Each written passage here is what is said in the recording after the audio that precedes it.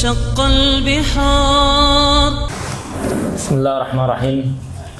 الحمد لله رب العالمين والصلاة والسلام على رسول الله وعلى آله وصحبه ومن تبعهم بإحسان إلى يوم الدين وسلم تسليما كثيرا.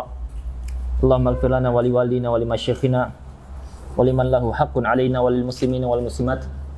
اللهم اهدنا لما اختلف فيه من الحق بإذنك إنك تهدي من تشاء إلى صراط مستقيم.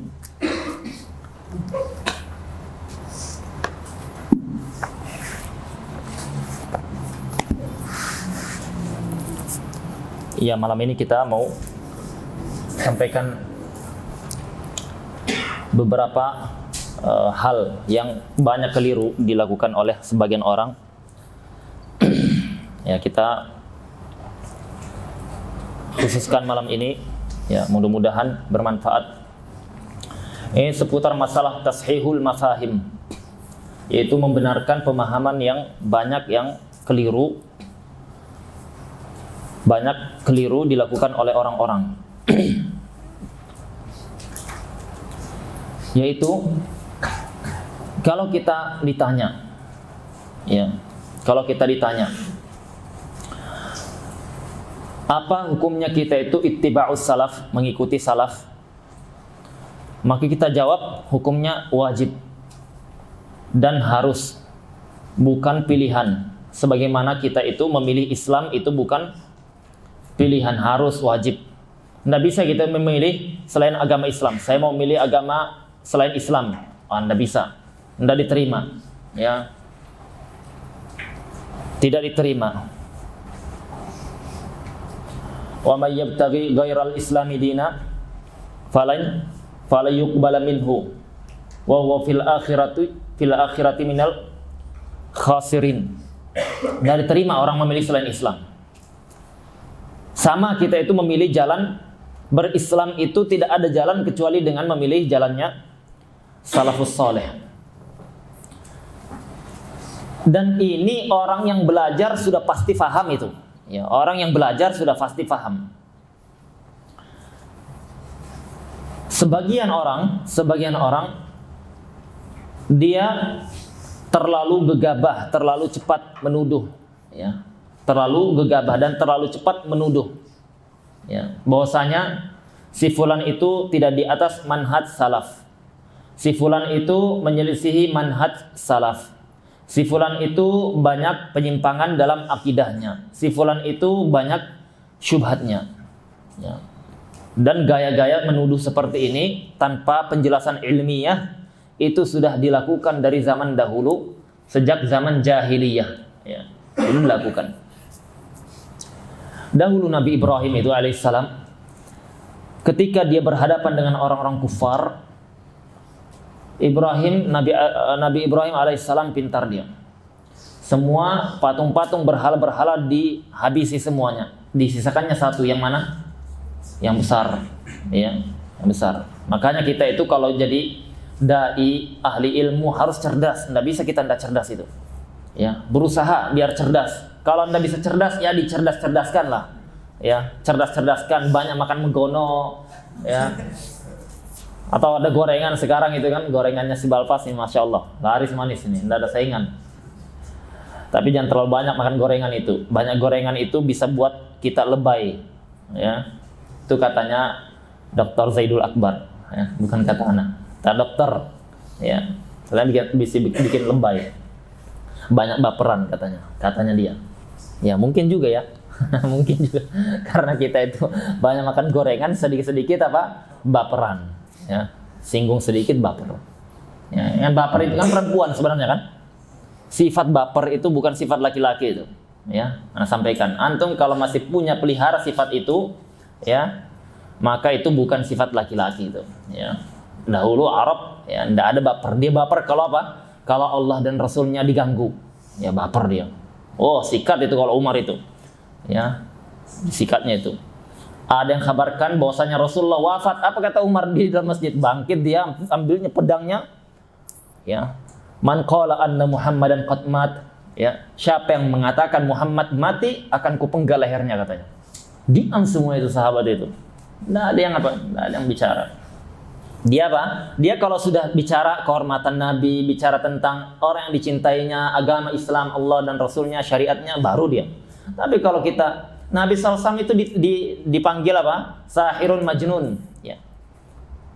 Umar ketika berhadapan dengan Khalid ibn Walid, dicela Nabi SAW, das gunung. Nabi SAW dan para sahabatnya das gunung. Khalid ibn Walid di bawah. Ya. Khalid ibn Walid, ahli strategi perang dia. Dicela itu Nabi. Ya, kalian itu du'afa, anda bisa, nabimu ini lemah. Ya, apa kata Umar? Ya Rasulullah, izinkan aku duel dengan dia, izinkan aku penggal lehernya. Mau didatangi itu, ditahan, sabar. Ya, sabar, ditahan. Jangan dijawab sampai ada yang menjawab menyelisih perintahku. Ditahan oleh Nabi SAW. Kenapa? Karena ini bicara tentang diri Nabi. Ya. Bukan kalau syariat atau Allah, agama yang diganggu, ya marah. Ya, ketika itu apa? Orang-orang kafir berbicara tentang Allah, ya, berbicara tentang ketuhanan. Ya. Maka di situ Nabi SAW mengatakan, "Ala tarudduh, tidakkah kalian jawab dia itu?" Ya. Maka Umar bin Khattab mengatakan, bahagianya saya ketika itu diberikan apa? Izin, diberikan kesempatan. Ya, sekarang katanya, ya, sekarang saatnya kami beraksi. Ya. Apa kalau Allah dan Rasulnya seperti itu. Jadi jangan dipelihara itu sifat apa? Baper, jangan dipelihara. Sifat wanita itu. Wanita itu kan seperti itu. Ngambek sedikit, iyanya bilang enggak, endaknya iya, ya. Wanita itu seperti itu. Ya. Mau ikut enggak ke Dieng? Ya, iya. Ternyata enggak, ya. Mau ikut enggak? Ternyata iya. Ya. Jadi repot kan? Ya, baper ya. Baik, kita lanjutkan. Jadi itu sifatnya jahiliyah dari dulu, seperti itu. Menuduh, ya, menuduh tanpa bukti. Maka ketika ini orang-orang kufar, dia mengatakan, siapa yang hancurkan ini? Alihatana. Siapa yang menghancurkan sesembahan kami? Ya. Maka mereka mengatakan itu ada fata yuqal lahu Ibrahim. Namanya itu Ibrahim. Kita datangin dia, datangin. Ya Ibrahim, kamu yang hancurkan ini sesembahan kami. Nabi Ibrahim, is'al kabirahum. Tanya ini yang paling besar ini. Tanya yang paling besar. Tuhan kalian yang paling besar ini masih ada gitu loh, masih hidup dia. Ya, masih ada. Ya, masih tegak dia. Tanya dia. Kemudian mereka melihat itu, apa mau ditanya nih katanya kan? Ya. Mendengar enggak bisa, ngomong enggak bisa, ya. Dimakan enggak bisa, dibuat panjat pinang enggak bisa. Maka apa? Maka setelah itu mereka bingung sendiri, bertanya dengan hatinya. Apa jawaban mereka? Karena tidak punya hujjah, tidak punya kuat alasan dalil, maka mereka mengatakan, bela itu Tuhanmu, ya, bela Tuhanmu kalian, bela Tuhan kalian itu, ya, dengan apapun, dengan fitnah lah, dengan apapun, bela. Ya, nah di sini sudah apa? Metodenya jahiliyah sampai sekarang itu berlaku, diikuti oleh sebagian kaum muslimin. Ya, tidak ada hujjah, tidak ada dalil, tidak bisa menjelaskan pendapat para ulama, tidak bisa menukilkan, tidak punya ilmu. Apa caranya?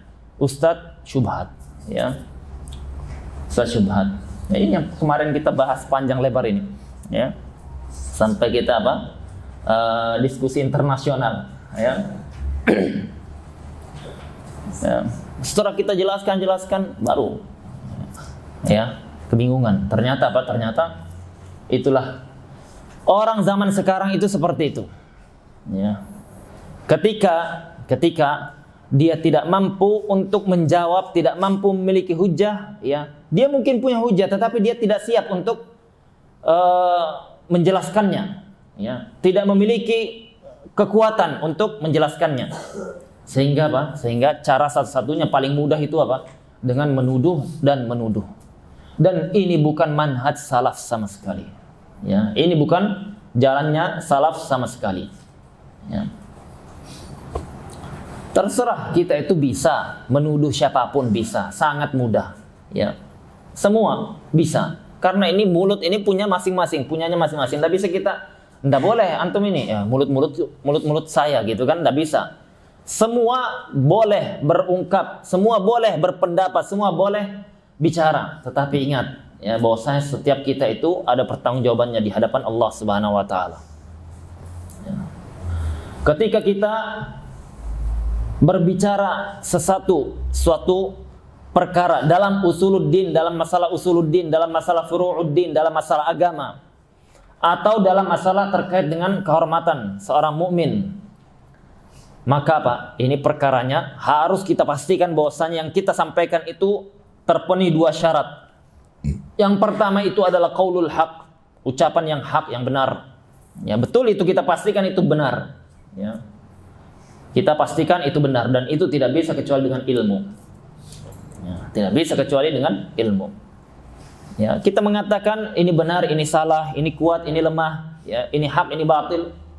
Semuanya boleh berpendapat, tetapi apa? Tapi harus dengan ilmu.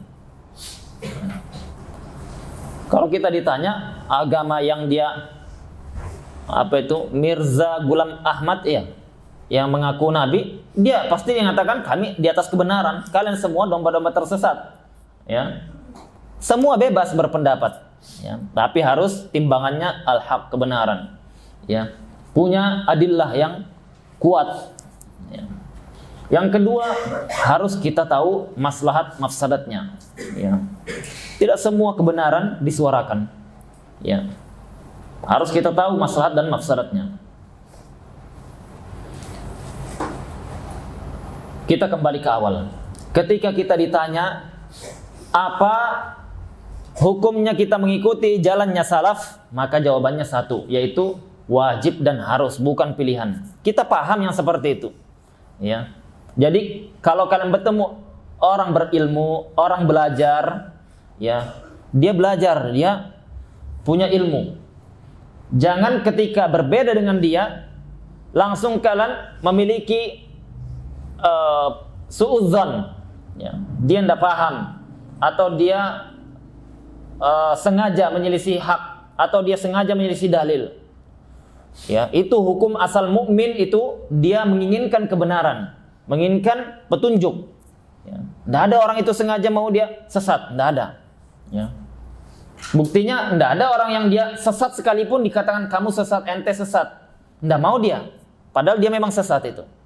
Bukti bahwasanya tidak ada orang yang dia itu mau apa? Dari awalnya memang dia tujuannya mau sesat. Mukmin, penuntut ilmu apalagi itu tidak. Ya, itu menyelisih hukum asal. Ya. Maka kita jangan membahlulkan dia, mengatakan dia tidak faham atau dengan semisalnya, ya. Gunakan bahasa lain, bahasa yang lebih ilmiah. Jelaskan bahwasanya ini Anda keliru, di kitab ini seperti ini. Nah, lihat jawabannya dia, barangkali kita tidak tahu penjelasan orang tersebut berdasarkan sumber yang mungkin kita tidak sampai ilmunya. Mungkin dia punya rujukan referensi, kita tidak tahu. Ya. Oleh karena ini dilakukan di zaman sahabat dahulu. Ada sahabat dia berdua. Ya. Satu sahabat ini dia bangun. Ya, dia posisinya terbangun karena disengat kalajengking. Ya. Ada sahabat yang meruqyah dirinya gara-gara apa? Di kalajengking itu disengat dia. Ketika ditahu oleh sahabat lain ditanya, ya, siapa yang bangun malam di antara kalian? Siapa yang bangun malam di antara kalian? Saya, katanya. Ya, walakinni ludik itu, akan tetapi aku itu disengat, bukan saya sholat atau apa, ya.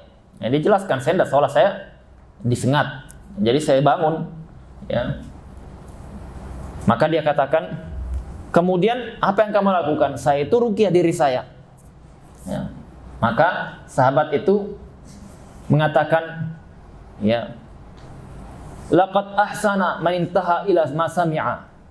Sungguh telah baik, sudah benar orang yang melakukan sesuatu sesuai dengan yang dia sampai ilmunya. Dia itu apa? Dia itu tahu bahwasanya kalau kita terkena sengat atau ada sakit, kita itu apa? Kita ruqyah mandiri.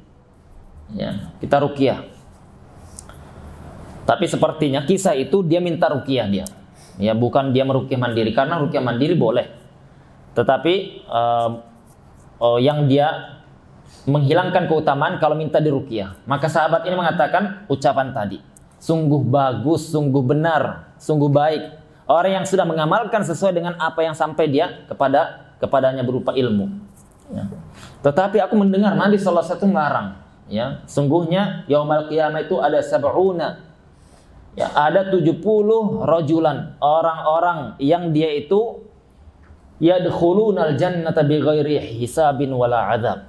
Masuk surga tanpa hisab, tanpa azab. Ya. Hisab ngeri, ya bukan sebentar, ya 50.000 tahun lamanya. Dalam kondisi kita itu tidak ada yang bisa menyelamatkan kita. Azab, ya Allah, lebih mengerikan lagi, ya. Makanya apa? Makanya kita berdoa agar kita itu masuk di golongan orang-orang masuk surga tanpa hisab dan tanpa azab. Ya. Setinggi apapun ilmu kita, kalau kita cicipi neraka satu hari sama aja itu. Ya. Jadi kita itu jangan minta, ya Allah, masukkan saya ke surga. Ya, orang masuk surga bisa, tapi apa? Terkadang 1-2 hari, 1 bulan, 2 bulan di neraka dulu. Ya sama juga masuk surga. Maka mintanya apa? Mintanya, ya Allah, masukkan saya ke dalam surga tanpa hisab dan tanpa azab. Ya, hisab mengerikan. Maka ketika dijelaskan, Nabi sallallahu alaihi wasallam melarang orang itu wala yastarqun, tidak minta diruqyah. Kalau minta diruqyah akan menyebabkan ini tidak masuk keutamaan. Ya, tidak masuk keutamaan ini. Apa hukumnya minta diruqyah? Boleh. Ya, tapi apa? Khilaful aula, menyelisih yang utama. Yang utama itu tidak minta diruqyah. Jadi kalau ada saudara kita sakit, kita jangan tunggu dia itu sudah menggigil, sudah ngilu-ngilu, dia sudah kesakitan, aduh-aduh, baru kita ngeh.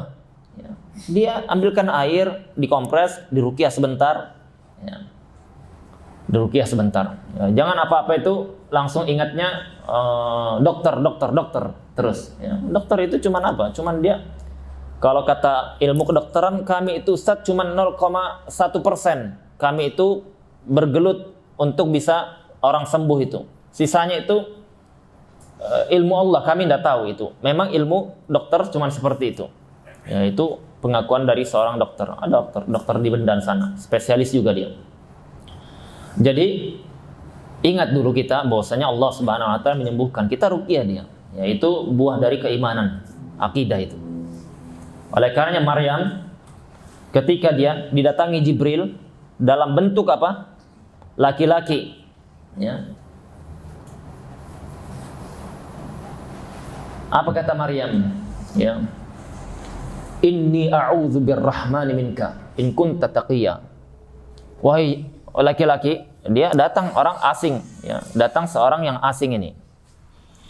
Ketika yang datang orang asing ini, dia taunya apa? Bahwa bahaya kondisi saya ini. Perempuan, wanita sendiri, sudah jaga kehormatan, tidak ada suami, tidak ada orang lain, datang laki-laki. Ya. Kalau di pikiran wanita umumnya apa? Teriak dia, lari sekencang-kencangnya, ya kan? Ya, karena apa? Pasti akan dia dijatuhkan kehormatannya. Tapi ini enggak, Maryam. Apa yang dikatakan? Inni a'udzu birrahmani minka. Aku berlindung dengan sighah apa? Sighah taukid.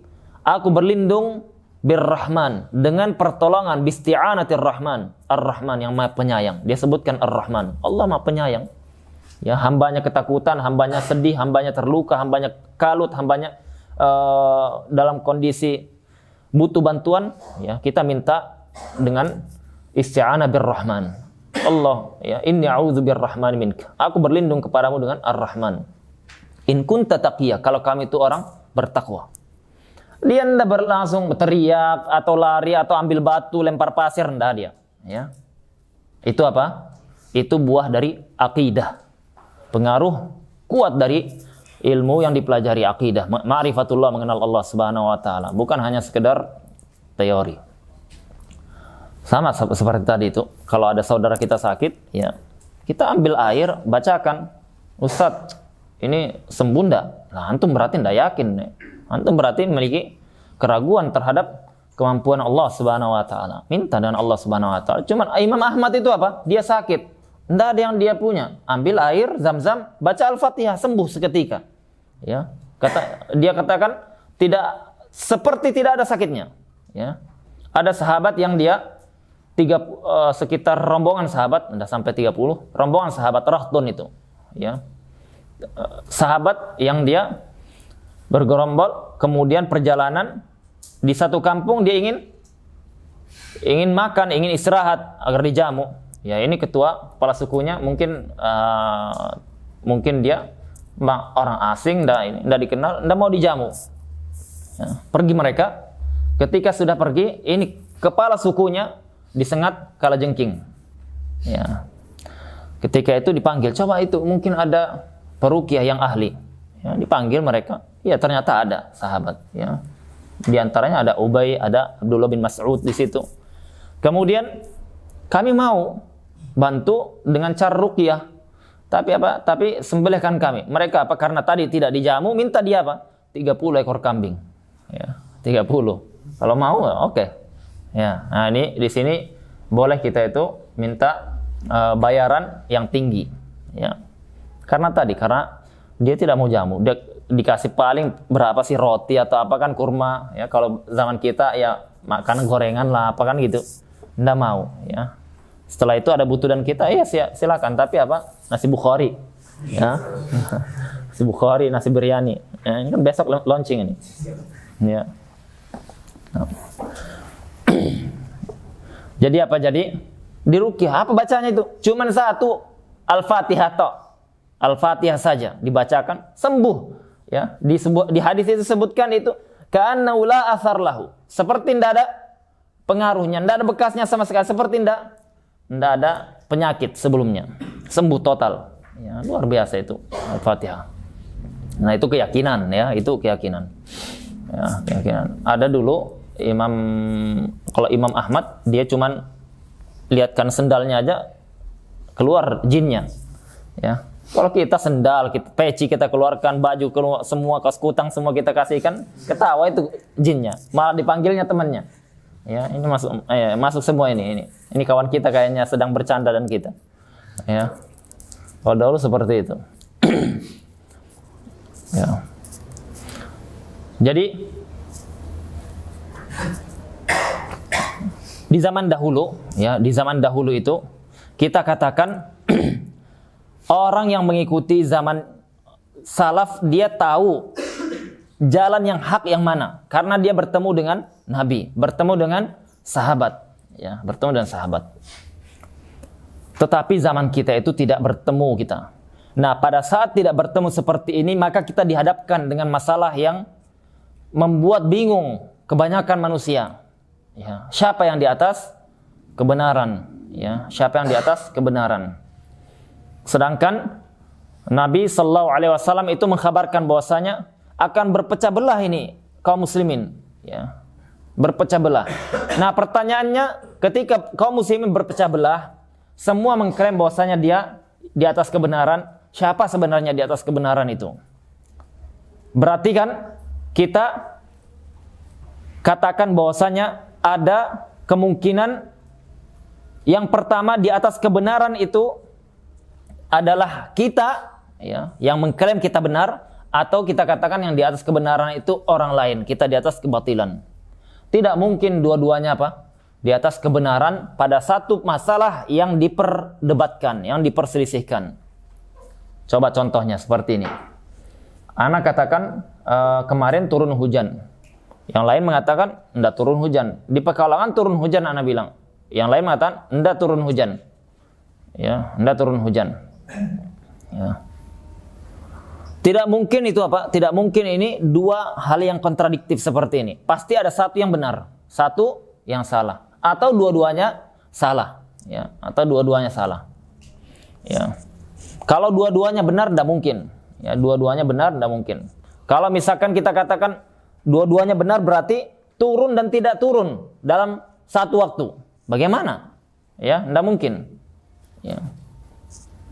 Ada yang katakan ini hitam, yang satu mengatakan putih. Ya. Benar dua-duanya, mustahil kan, tidak bisa, tidak mungkin.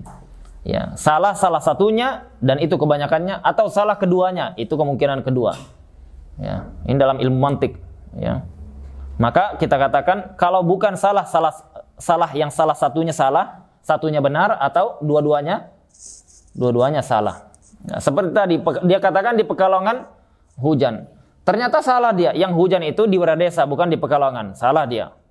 Yang kata satunya, ndak hujan di Pekalongan. Ternyata Pak, benar yang dah hujan itu bukan di Pekalongan tetapi di tetangganya Pekalongan, di Batang atau di semisalnya. Dua-duanya salah. Ya. Ini mungkin, ya, tapi dua-duanya benar itu tidak mungkin, ya. Nah, ketika kita katakan kita itu tidak ketemu salaf, kita sudah sepakat ikut salaf itu wajib hukumnya. Tetapi kita tidak ketemu salaf, maka kemungkinan cuman satu itu tadi, ya. Cuman satu itu tadi. Kalau bukan kita yang benar, orang yang benar. Kalau bukan kita yang salah, orang yang salah. Sampai sini nyambung? Ya. Iya kan? Ana mengatakan kelompok A sesat. Ya, dia mengatakan antum yang sesat. Bisa ndak dua-duanya benar? Ndak mungkin. Ya, ndak mungkin. Ya. Dua-duanya benar. Kalau bukan salah satunya benar, dua-duanya salah. Ya, dua-duanya salah. Sama dengan sekarang kasus yang Anda singgung sekarang ini. Ya, kita katakan Ustadz A itu menyimpang, Ustadz B itu menyelisihi manhaj salaf, Ustadz C dan seterusnya itu dia punya syubhat. Ya. Silahkan klaim ini boleh. Silahkan, tetapi masing-masing ada tanggung jawabnya. Pertanyaannya bagaimana kita menghadapi yang seperti itu? Ya. Suatu saat antum akan dihadapkan seperti ini. Ya. Misalkan apa? Misal gampangnya lah. Antum belajar dengan Ustadz antum, misalkan yang di Jakarta. Ustadz antum di Jakarta mengatakan ini perkara yang batil. Ya. Ustadz antum yang lain, ya di sini misalkan justru itu yang batil itu yang diajarkan. Ya, versi dia batil, versi ini enggak. Ya, nah seperti ini kondisinya apa? Antum dihadapkan dengan masalah ini. Bagaimana bersikap ilmiah, bagaimana bersikap terpelajar? Kan harus ada sikap terpelajar. Nggak bisa kita katakan, kayaknya Ustadz yang dulu itu yang benar. Kenapa? Dia lebih lama belajarnya. Nggak ada patokan seperti itu. Patokan ilmiah sama sekali bukan itu. Atau dia lebih tinggi gelarnya, bukan itu. Atau dia belajarnya di luar negeri, bukan itu. Atau dia lebih banyak gurunya, itu bukan patokan ilmiah. Atau dia lebih sepuh, bukan juga patokan ilmiah. Ya. Bukan patokan ilmiah itu. Atau dia misalkan yang lainnya, ya. Jenggotnya lebih panjang 2 meter, ya. Bukan patokan ilmiah sama sekali itu semuanya, ya.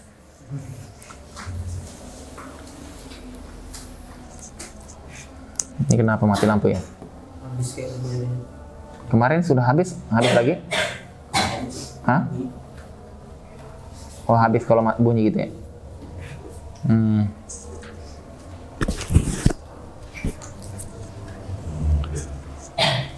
Pertanyaannya, bagaimana sikap ilmiah yang benar itu? Bagaimana sikap ilmiah yang benar itu? Sikap ilmiah itu kita harus tahu dalam masalah agama itu, seperti yang sudah kita jelaskan berulang kali, kita ulangin ini agar ini semakin rasikh, semakin kuat, agar antum itu tidak linglung kiri kanan bingung. Ya, beragama tidak ada patokan yang jelas. Dengar dari Ustadz A, tidak ada dapat patokannya. Dengar dari Ustadz B, tidak ada dapat patokan yang jelas. Hanya cuman bisa ikut Ustadz dan Ustadz dan Ustadz. Ya, Ustadz bisa salah, ya kan? Ulama bisa salah, ya kan? Apalagi Ustadz. Maka apa? Harus punya patokan dalam beragama. Ya. Jadi dalam masalah agama itu ada 2 masail yang dia itu disepakati dan yang diperselisihkan, atau yang dikenal dengan masalah qat'i, masalah usul, masalah selainnya masalah furu'. Ya. Si siapa ini? Ghani, apa itu masalah usul Ghani? Masalah yang disepakati oleh para salaf. Ya, masalah yang disepakati oleh salaf yang tidak diperselisihkan. Ya. Berarti kalau masalah itu diperselisihkan oleh ulama, khususnya salaf, maka itu masalah yang dia bukan masalah usul. Sebagian ulama mengatakan masalah usul itu adalah masalah yang dia dalilnya qat'i. Ya, yang dalilnya qat'i. Pada 2 hal. Qat'i as-subut dan qat'i ad-dilalah. Qat'i as-subut itu adalah dalilnya sampai kepada kita pasti benarnya. Disahihkan seluruh ulama atau hadisnya mutawatir, ya. Itu namanya qat'i as-subut. Berarti ini bicaranya hadis, ya. Ini bicaranya hadis. Coba nyalakan AC-nya.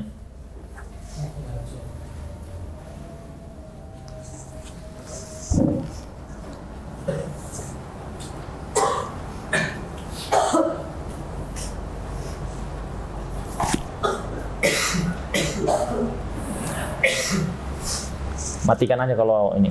Maksudnya sudah putus kan? Hah? Dari tadinya lanjut. Baik. Jadi apa? Jadi ada yang dia qat'i as-subut, yaitu secara periwayatan sampai kepada kita itu dia dipastikan benar.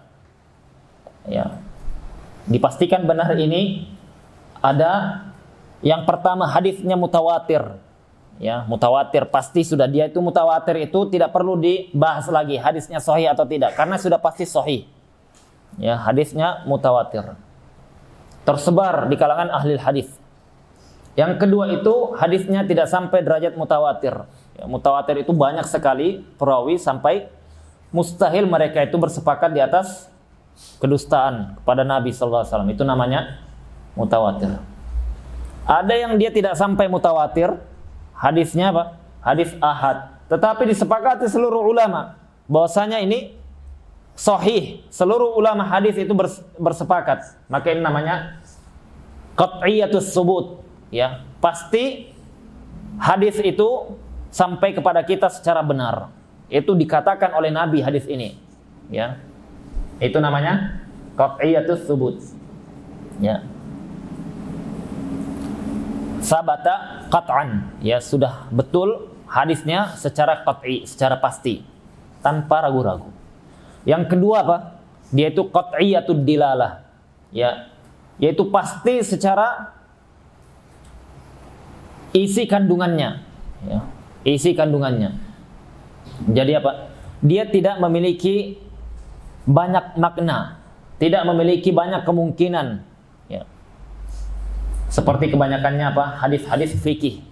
Kebanyakannya hadis-hadis fikih yang ada itu kebanyakannya dia memiliki banyak kemungkinan, ya.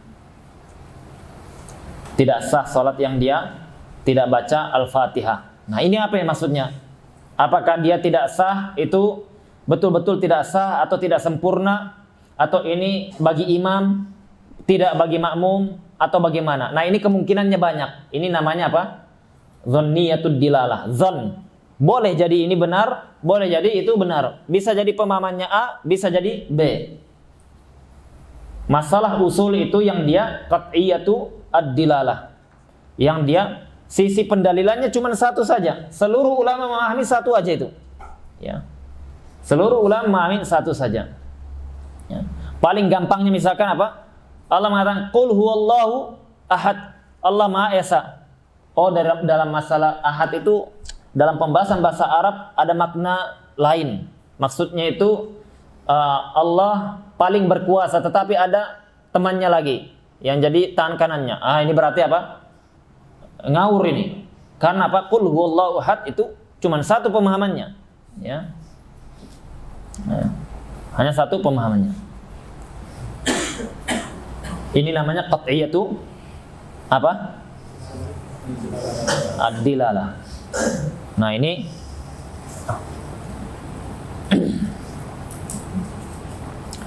kalau dia sudah qat'i subut dan qat'i dilalah, maka dia masuk masalah usuluddin, usul agama, ya.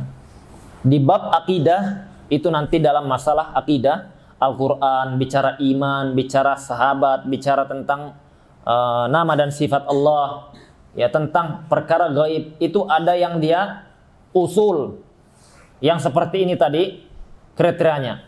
Secara dalilnya itu qat'i dari dua sisi, ya, dari sisi as-subut dan dari sisi ad-dilalah, ya.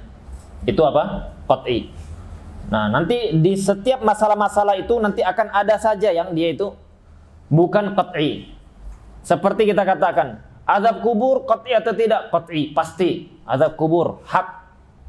Tetapi nanti dalam masalah di situ turunannya atau pembahasan-pembahasan terperincinya nanti ada pembahasannya. Ya, kapan diazab kubur? Ya. Apa yang diazab? Ya, dan seterusnya.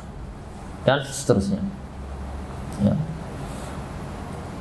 Dalam masalah-masalah seperti itu diperselisihkan atau dia dalilnya itu tidak terpenuhi dalil qat'i tadi ini. Ya. Jadi terjadi perbincangan di kalangan ulama itu. Ya. Kita katakan misalkan orang tua Nabi sallallahu alaihi wasallam itu dia di neraka atau tidak? Ini masalah apa ini? Masalah usul atau bukan ini? Hah? Masalah usul atau bukan yang seperti ini tadi? Kalau antum pahami. Hah? Kenapa? Alasannya enggak tahu. Ada yang bisa jawab? Coba saja ya. Ya, kalau salah enggak apa-apa, ya. Bisa jawab? Bukan masalah usul? Kenapa? Tidak dalil yang mengatakan secara jelas. Ya. Nabi SAW ditanya oleh seorang sahabat, ya Rasulullah, di mana ayahku? Abu kafinnar katanya, bapakmu di neraka. Sedih ini orang ini. Pergi dia, dipanggil lagi, sini. Abi wa abu kafinnar katanya, bapakku dan bapakmu di neraka. Ya. Akhirnya tidak sedih dia karena sama-sama kita kan. Sedihnya apa? Sedihnya berkurang. Ya, itu redaksi hadisnya ada. Ya. Masalah usul atau bukan? Hah? Bukan, kenapa? Karena hadis itu bisa bermakna aman. Jadi hadis itu ada ihtimal. Ya, ada kemungkinan ini dan kemungkinan itu. Ya. Jadi itu nanti bagaimana taunya, kita lihat syarah hadis. Lihat ahli hadis seluruh mereka apa penjelasan tentang hadis ini. Nggak bisa kita akal-akalan saja modal bahasa Arab toh, nggak bisa. Ya, saya sudah hafal alfiyah, nggak bisa. Ya, ini hadis bahasannya. Jadi bahasa digunakan tetapi kita punya pedoman dalam memahami hadis, yaitu ahlul hadis yang paham dengan bahasa hadis, yang hari-hari dia dunianya hadis terus. Ya. Nah, yang seperti itu ternyata Pak, memang para ulama itu, ulama hadis pun menjadi dua pendapat dalam masalah ini. Ya. Ini bukan masalah usul, ya. Bukan. Ada yang berpendapat itu di neraka seperti teks hadis, ada yang mengatakan tidak, bukan seperti teks hadis, ya. Dan semuanya ulama, ya, ulama. Imam As-Subki, Al-Iraqi, As-Suyuti, ahlul hadis yang besar di situ, yang dia mengatakan bapaknya Nabi SAW tidak di neraka. Jadi jelas ya, kalau dia qat'i subut dan dilalah, nah itu masalah qat'i, usul. Ya, dalam pembahasan akidah yang seperti ini umumnya dalam pembahasan akidah. Ya, ada dalam pembahasan fikih, salat, wajibnya salat, haramnya zina, haramnya khamar, riba. Ya, secara umum itu juga masuk pembahasan usul. Nah, kita katakan kalau dia masalah usul yang seperti ini, baru kita itu silahkan wala wal bara. Ya, dan itu bukti keimanan, kita harus melakukan wala wal bara. Ustadz itu syubhat, banyak penyimpangannya, hati-hati, jangan dekati dia, jauhi. Ya, betul. Itu manhaj salaf. Ya, itu manhaj salaf. Tapi ini berselisih. Ya, ustadznya itu kok mengajarkan santri-santri kunut. Ya, itu syubhat itu, banyak kebid'ahannya itu. Ustadz itu kok membolehkan misalkan belajar di Hadramaut, kan banyak sufinya itu. Ya, ustadznya syubhat itu, gendeng juga ustadznya itu. Ya. Nah, yang seperti ini, ya tenang ya, tenang gitu. Kita kopi bareng dulu, ya. Makan kita gorengan, ya. makan es teh, minum es teh, es teler gitu kan? Ya Tony. Jangan apa-apa itu harus kita itu menghukumi sesuatu itu dengan gegabah, tidak terpelajar. Ya, kita manhaj salaf, tapi apa? Kita ambil sebagian, kita tinggalkan sebagian. Dan kebanyakan yang modelnya seperti ini tuh, tanya dia masalah akidah, sudah pernah belajar sampai akhir? Rata-rata itu apa? Alhamdulillah Ustaz, ya. Alhamdulillah apa? Sering libur, ya. Sering libur, ya. Atau dengarkan online Ustaz, tapi apa? Sambil mendengkur, ya. Dengar dia online, gitu kan? Ya. Bisa bahasa Arab? Nggak bisa, modalnya nekat, ya. Ini seperti ini. Anda pernah ketemu dengan dia ustadz lah, diustadkan mungkin di sana. Ya, dia anak kata diustadkan, dia nggak bisa bahasa Arab. Ya, nggak bisa bahasa Arab. Dia ngajak debat. Ya, biasa orang itu memang apa ya? Orang kan kalau ada onar-onaran, ada keonaran kan suka orang itu. Coba misalkan di jalanan ya, ada yang bertengkar gitu, misalnya bertengkar. Rame itu orang, kerumbun itu. Karena orang itu suka, onar-onar suka orang itu. Rame itu kan, ya, rame. Ya, pasti langsung ngumpul orang itu. Mau cari tahu aja, kenapa? Ya, dia berdebat itu loh. Dia berdebat suami istri. Ya sudah, biar tinggalkan aja. Ya, tinggalkan. Ya, panggil pamong praja, selesai kan. Ya, ini senang orang seperti itu. Jadi Ustadz ini dia tidak terima lah dengan apa pernyataan kita, penjelasan kita. Datang dia dengan semangat 45 mau ngajak debat, ya, ngajak debat. Kita katakan itu bukan perkataan saya, itu perkataan ulama seperti ini. Ya, tetap tidak terima, mau ngajak debat. Ya. Ya, waktu itu ya sudah, kalau memang mau antum tentukan waktu, harinya, tanggalnya. Ya, anak standby di rumah. Ya. Tunggu-tunggu ndak datang juga, ya, ndak datang. Ternyata setelah kajian datang, kajian kita datang. Kebetulan kajiannya tentang apa? Tentang masalah akidah. Kita bahas, di situ ada pembahasan masalah pentingnya bahasa Arab. Orang dia mau memahami akidah, dia mau memahami Al-Qur'an, ndak mungkin tanpa bahasa Arab, ndak bisa, ya, ndak bisa. Modal terjemahan ndak bisa, ya. Terjemahan ndak bisa. Makanya pentingnya kita itu pahami bahasa Arab itu. Perbanyak kosakata, perbanyak baca. Agar pemahaman kita itu lebih dalam, lebih kuat. Ya, beda itu orang yang dia pemahamannya bagus dengan yang dia ini. Ketika sholat terlebih-lebih lagi. Ya. Akhirnya dia datang setelah itu. Anak pikir dia menentukan jadwal debat ini. Datang, dia bilang, Ustaz, kapan buka bahasa Arab katanya? Kapan buka pelajaran bahasa Arab? Nah, kenapa? Ya, tadi Anda dengar, Masya Allah, itu anak ini juga anak merasa bahwasanya penting sekali bahasa Arab ini memang. Ya. Ternyata dia ngaku dia tidak bisa bahasa Arab gitu. Dia tidak belajar bahasa Arab. Dia cuman kajian itu bawa buku terjemah, ya, khilaf mazhab yang 4, kemudian dibacakan ke majelis, dalilnya ini yang kuat ini. Padahal menurut mu'alif, penulis gitu kan. Ya, tapi kan kelihatan luar biasa. Ya. Akhirnya apa? Akhirnya dia tidak jadi debat, belajar bahasa Arab akhirnya. Memang orang seperti itu, sukanya apa? Sukanya debat, sukanya diskusi. Ya. Kadang-kala kita butuhkan, kadang kita jauhi itu. Ya, lebih banyak kita jauhi. Dan zaman sekarang itu sulit menemukan orang yang dia hatinya lapang, hatinya jujur, siap menerima, siap dia tarajuh, jarang itu, jarang. Ya. Jarang. Sampai pun orang yang mengaku apa? Mengikuti manhaj salaf juga jarang yang seperti itu. Dia betul-betul bisa lapang terima, saya itu ternyata saya yang keliru, saya rujuk. Ya, saya ajarkan nanti jamaah saya keliru. Itu sudah sangat jarang. Oleh karenanya apa? Oleh karenanya itu tadi. Kalau masalah itu masalah yang dia usul. Ya, nah di sini kita harus berlepas diri dari orang-orang yang menyimpang itu. Berlepas diri dari orang-orang yang menyelisihi usul ahlus sunnah. Ya. Tapi pastikan itu masalah yang apa? Yang sudah kita kaji, yang sudah kita pelajari.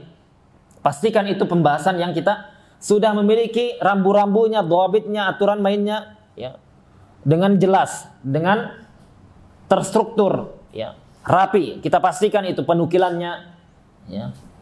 Jangan hanya sekedar Ustadz A, Ustadz B. Tidak ada di kitab akidah pun, di kitab ahli ilmu pun yang menjelaskan yang jadi patokan itu Ustadz. Tidak ada, ya, Ustadz. Ya. Mereka sering mengungkapkan ulama bisa salah, ya. Imam Syafi'i bisa salah, bisa rujuk dia. Ada pendapat lama, pendapat baru. Apalagi apa? Ustadz. Ya, kan seperti itu mestinya. Jangan kita itu punya standar ganda. Ya. Ulama bisa salah, kalau apa ustadznya disalahkan enggak mau, enggak terima. Ya. Kalau ada yang menyelisih ustadz dia enggak terima. Ya. Ini standar ganda ini. Antum katakan ulama bisa salah, berarti ustadznya lebih bisa salah lagi, ya kan? Min bab aula, lebih utama dia salah, lebih bisa, sangat bisa. Ya. Oh enggak, kalau ustadz saya itu dia sudah kaji semuanya itu, dia sudah paham dia. Masya Allah, mujtahid kalau begitu, ya, mujtahid. Ya. Berarti kita ada madhab yang kelima, madhab Imam Abu Hanifah, Malik, Syafi'i, Ahmad, dan madhab Ustadz yang kelima ini. Ya. Dia sudah kaji semuanya katanya. Ya. Dia sudah paham, pakar bahasa, ahli hadis, ahli usul fikih. Ya. Siapa yang bisa seperti itu sekarang? Itu apa? Hanya sekedar klaim. Oleh karenanya, orang yang dia belajar itu, dia paham makom dia. Dia tahu bahwasanya hari ini saya itu belajar baru A, baru kulit. Ya, belum saya itu tahu pendapat yang lain, belum saya tahu itu hujjah yang lain, belum saya belajar itu bagaimana ilmu istidlal, rumitnya bagaimana. Ya, bagaimana rumitnya ilmu istidlal itu. Ya. Nanti kapan-kapan kalau ada kesempatan kita contohkan bagaimana istidlal indal usuliyin, versi ahli usul fikih. Ya, itu butuh papan tulis karena pasti bingung itu. Pasti mumet itu kepalanya antum itu kalau dilihatkan, ya. Ini sekarang seperti ini. Ya. Kesalahpahaman ya ketika dia mendapatkan satu pendapat dari guru dia atau dari ustadz dia atau dari kiai dia jadikan itu patokan standar agama. Dia jadikan patokan standar agama. Ya. Kita katakan itu tidak ada jalan salaf, patokan standar agama itu dari guru. Tidak. Guru itu hanya apa? Hanya membantu kita memahami ilmu, mengajarkan bahasa ini. Habis itu kita belajar lagi, lihat penjelasannya para ulama langsung, kemudian kita ambil yang dijelaskan para ulama sesuai dengan ilmu yang kita dapatkan. Ya. Tapi kalau dalam masalah yang dia itu bukan masalah usul, ya, bukan masalah usul, kita keras-kerasan, ya, Ustadz kok antum mengatakan apa? Ada khilaf dalam masalah orang tuanya Nabi. Memang ada khilaf.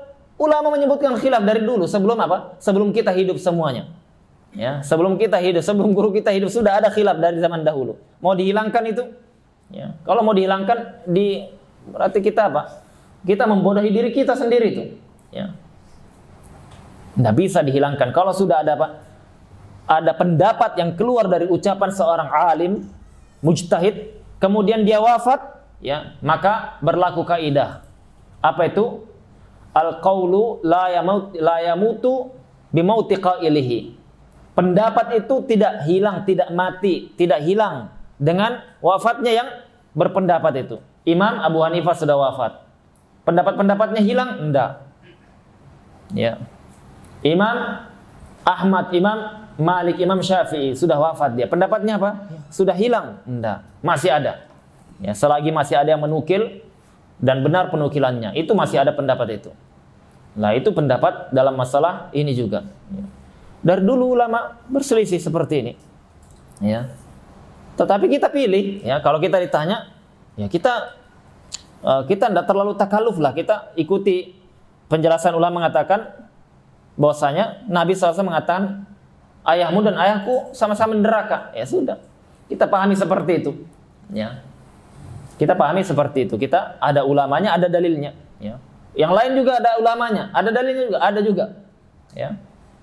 Ini dalilnya itu, tadi itu. Ya, tapi pemahaman yang berbeda. Ya. Ya sudah biarkan, ngapain kita gontok-gontokan ya. Ulama dari dulu berselisih, berbeda paham seperti itu. Nah, dalam masalah seperti ini ana sampaikan ya. Paham ini, yang terakhir pembahasan dari zaman dahulu itu ulama sudah terbagi menjadi 3 kelompok. Ulama Ahlus Sunnah itu sendiri. Yang pertama al-mutasyaddidun, orang-orang yang dia ya strong, ya keras, ya pokoknya apa? Ada riwayat yang ada sedikit meragukan di hati tidak diterima, ya lemah, perawi ini lemah, ya perawi lemah, ya mutasyaddid, ya ini dikenal Abu Hatim Ar-Razi itu. Biasanya dia disebutkan di urutan pertama dia. Paling sulit dia itu menerima hadis dari perawi. Ya. Kalau dia sudah sahihkan, sudah. Tidak perlu dicek lagi kata para ulama. Kalau dia sudah sahihkan, pasti apa? Sudah dia lulus standarnya itu. Standarnya terlalu ngeri. Ya, terlalu tinggi. Untuk bisa diterima oleh Abu Hatim Ar-Razi. Ada yang dia bawahnya kebalikannya ini. Mutasahil, mudah. Pokoknya sudahlah, dia itu kelihatannya rajul soleh, dia itu berjenggot, saya lihat tidak ada kefasikan, ya, sudah diterima. Ya, tidak tahu bagaimana kondisinya, bagaimana keadaannya, hafalannya dulu seperti itu, terima. Ya. Ada yang pertengahan, orang-orang yang mu'tadilun, orang-orang yang pertengahan. Nah, dalam apa? Dalam kajian ilmu hadis dari dahulu itu yang dijadikan patokan itu adalah orang-orang pertengahan ini. Kata Al-Imam Az-Zahabi, beliau menjelaskan bahwasanya dan berpegang teguh kalian dengan orang-orang yang apa? Orang-orang yang pertengahan itu, karena mereka adalah orang yang dia dijadikan manarul huda, yaitu menara petunjuk yang dengannya kita itu bisa menilai secara proporsional dengan adil, ya, pertengahan. Tidak mutasyaddid, tidak mutasahil, ya. Tidak terlalu kanan, tidak terlalu kiri, tengah-tengah dia. Ya. Dan ulama sejak zaman dahulu sudah terbagi menjadi 3 kelompok ini sampai sekarang, sampai seterusnya akan terjadi seperti ini. Semuanya ulama hadis, semuanya ulama Ahlus Sunnah, iya. Ya. Sama, ulama mau di Yaman, mau di Saudi, mau di ujung Afrika sama. Terbagi menjadi 3 ini. Sama, ustadz seperti itu juga sama, ya, sama. Akan ada yang dia itu ke sini, ada yang ke situ, ada yang tengah-tengah dia, ya. Oleh karenanya, bagus sekali ucapan Syekhul Islam Ibnu Taimiyah rahimahullahu taala, ya. Beliau menjelaskan bahwasanya Allah Subhanahu wa taala telah menjadikan umat ini adalah ummatan wasata, umat yang pertengahan, ya. Pertengahan di antara milal, di antara agama-agama, ya, Yahudi dengan Nasara. Yahudi gulu, ya. Gulu dia. Kalau Nasrani kebalikannya dari Yahudi, ya. Sangat toleransinya kebanyakan, bablas dia. Ya. Islam datang pertengahan, ya, pertengahan. Dia tidak mengatakan Nabi itu adalah maksum seperti halnya Tuhan yang disembah, ya. Tidak juga mengatakan apa? Dia itu adalah hamba yang tidak punya petunjuk seperti hal yang lainnya, ya. Seperti halnya manusia yang lainnya. Tidak. Pertengahan Islam itu, dia adalah nabi. Ya, dia adalah rasulun la yukazzab. Tidak boleh didustakan. Karena apa? Semua ucapannya itu wahyu yang diwahyukan. Tetapi di satu waktu dia adalah abdun, ya, hamba yang tidak boleh dia disembah, ya. Maka Pak, pertengahan antara Yahudi dan Nasrani Islam datang. Seperti itu pula Pak Ahlus Sunnah, kata Ibnu Taimiyah rahimahullah taala. Bahwasanya Ahlus Sunnah juga pertengahan, ya, bainal firaq, di antara firqah-firqah, kelompok-kelompok yang ada, ya. Khawarij dengan Syiah, ya. Dia apa? Dalam masalah sahabat, ya. Khawarij dengan Syiah atau Nawasib dengan Syiah. Mereka yang satu gulu dengan sahabat, yang satu mengagungkan sahabat, yang satu mengagungkan sahabat setinggi-tingginya, gulu, yang satunya dihabisi sahabat, ya. Dalam masalah iman, ada yang dia mengatakan iman itu dia tidak ada turunnya. Ada yang mengatakan satu saja dosa besar habis imannya. Ahlussunnah di pertengahan semuanya ini. Ya, maka Syekhul Islam mengatakan kita itu sudah dipilih umat yang pertengahan di antara banyaknya pemikiran agama, pemikiran dalam agama, dalam masalah tuntunan Islam, maka apa kita itu bersyukur ya ketika kita dipilih menjadi orang-orang yang pertengahan. Dan jadikan patokan bahwasanya kitab, sunnah dan ijma'nya salaf itu selalu menjadi pedoman kita dalam beragama ya. Makanya orang itu kadang kita heran ya ketika menuduh ya, kita mungkin biasa saja, cuman kita terkadang heran dari mana pemahamannya dia ini ya, dari mana ya, dari misalkan dari gurunya lah, gurunya itu pahamnya dari mana, dia baca sendiri paham sendiri atau dia dari gurunya lagi ya. Kalau dari gurunya lagi, gurunya dari mana ini, kita mau cari akarnya permasalahan itu ya. Ada yang terkadang seperti itu ya. Sudah antum begini aja, antum ikut salaf atau tidak ya, jawabannya jelas ikut salaf gitu kan. Nah, masalahnya kita sama-sama tidak ketemu salaf, kita tidak ketemu salaf. Kalau ketemu mudah ya, kalau ketemu mudah ya. Umar kan berselisih nih, Ibnu Khattab kita tanya ya, ya Abu Bakrin kan berselisih, bagaimana yang benar? Oh yang benar ini, yang salah itu. Mudah. Ini tidak ketemu kita itu. Kita hanya dapat ilmu dari guru kita, guru kita dari gurunya. Terkadang tidak ada guru juga, baca sendiri ya. Terkadang benar, terkadang salah pemahamannya. Terkadang lupa, terkadang ingat, dan seterusnya lah ya. Dari apa? Dari kekurangannya manusia itu. Kan kita seperti itu, hanya dapatkan penjelasan dari guru ya. Anda punya guru, saya juga punya guru ya. Guru punya guru, kita juga punya guru. Punya dalil, punya juga. Kita kan cuma seperti itu, kita dapati manhaj salaf seperti ini. Dari apa? Dari pemahaman yang saya dapatkan dari guru, dari guru. Makanya saya sampaikan itu masalah yang penting itu kita tahu bahwasanya ada masalah usul ya. Ada masalah usuluddin, pokok agama ya. Nah itu yang kalian nanti setelah belajar bahasa Arab akan pelajari di pembahasan akidah. Jadi pembahasan itu nanti kalian harus betul-betul pahami ya. Jangan ngawur ya, jangan ngawur.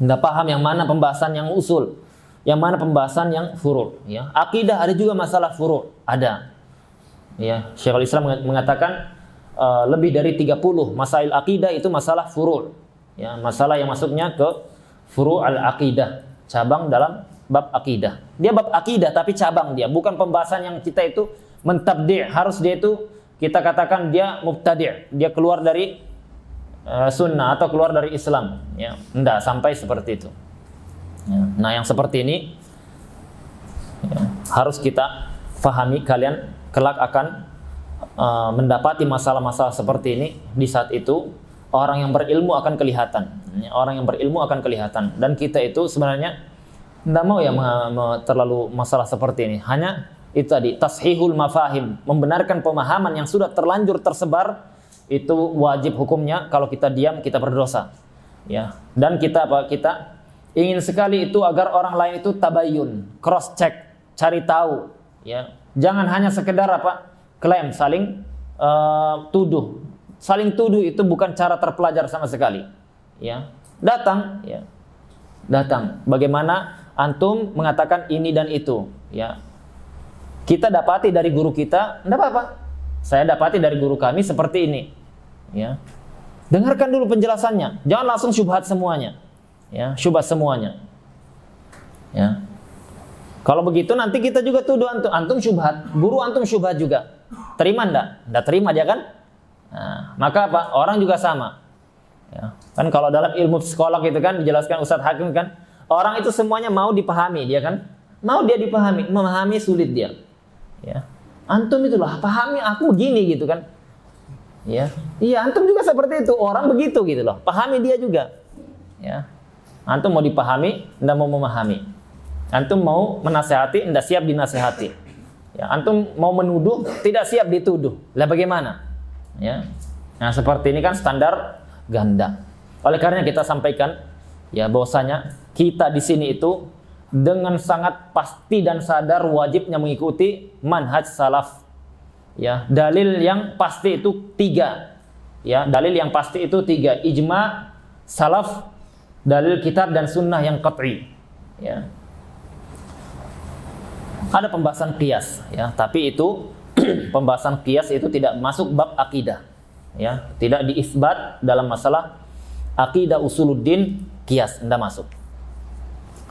Dan kita paham betul bahwasanya kita itu harus mengikuti sahabat. Paham kita itu harus menjauhi syirik bid'ah. Paham kita harus mengikuti ittiba' rasul, ittiba' sahabat. Ya, kita mengikuti ahlul asar, ahlul hadis. Kita harus mengikuti apa? Dalil. Paham kita yang seperti itu. Aisyah aja paham, ya. Aisyah aja paham, apalagi bapaknya, gitu kan? Ya. Ya. Cuman terkadang itu tadi. Orang kalau sudah kalap itu tidak terpelajar dia. Ya. Cara satu-satunya apa? Tadi. Di saat dia menuduh, maka Syekhul Islam mengatakan dan tidak rusak dunia ilmu, dunia ilmiah kecuali dengan 2 hal. Yang satu al-jahlu, yang kedua al-baghyu waz-zulmu. Ya, jahil. Yang kedua apa? Al-baghyu, melampaui batas, dan zalim. Ya, itu sudah manusia itu. Siapa yang diselamatkan dari 2 ini, 3 berarti. Dari 3 hal ini dia berusaha ilmu. Semua yang dia ucapkan dia timbang dengan kitab sunnah, dia timbang dengan dalil. Kita sunnah ijma. Ya. Dia timbang di atas ilmu dia. Kalau dia sudah di atas ilmu, apakah dia itu sudah selamat? Belum tentu. Bisa jadi dia melampaui batas, ikut hawa nafsu dia. Boleh jadi dia berlebihan, boleh jadi dia menzalimi. Ya, maka kita harus belajar agar terselamatkan dari itu semuanya. Dan itulah jalan Ahlus Sunnah wal Jamaah dari zaman dahulu sampai sekarang. Mudah-mudahan Allah Subhanahu wa taala wafatkan kita di atas Islam dan sunnah Nabi sallallahu alaihi wasallam sampai kita bertemu dengan Nabi sallallahu alaihi wasallam dalam surga Allah Subhanahu wa taala kelak. Subhanakallahumma wa bihamdika asyhadu an la ilaha illa anta astaghfiruka wa atubu